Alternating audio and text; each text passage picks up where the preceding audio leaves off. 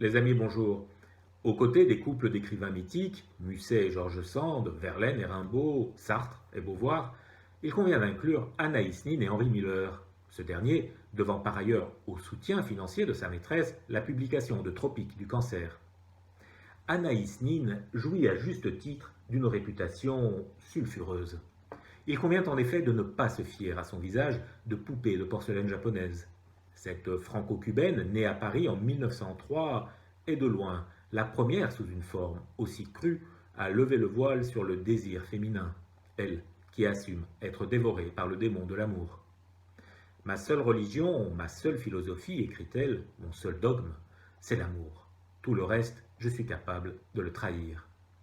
Mettant ses principes en action, Anaïs Nin, quoique mariée, va enchaîner les amants, en quantité, artistes, psychanalystes, des femmes également, mais encore un cousin et aussi son père, dans une relation incestueuse, véritable étude de cas pour psychanalystes.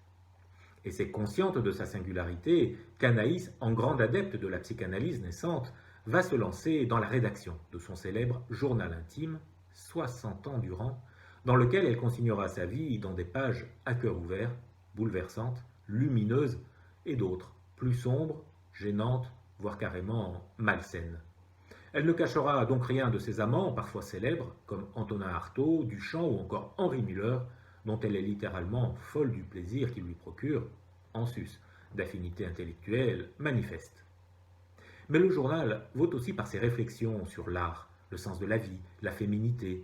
Objet très particulier, il est un temple littéraire à lui seul dans lequel l'esprit et la chair fusionnent à un degré d'incandescence tel qu'aujourd'hui encore nombre de passages peuvent choquer ou susciter bien des émotions. Si le journal d'Anaïs Nin est à l'évidence à ne pas mettre entre toutes les mains, il est celui d'un très grand écrivain d'une extrême sensibilité que les interdits n'ont jamais effrayé et qui défriche un nouveau continent littéraire. Assurément l'œuvre d'une étoile à nulle autre pareille sous la voûte céleste des lettres. Alors, bonne lecture.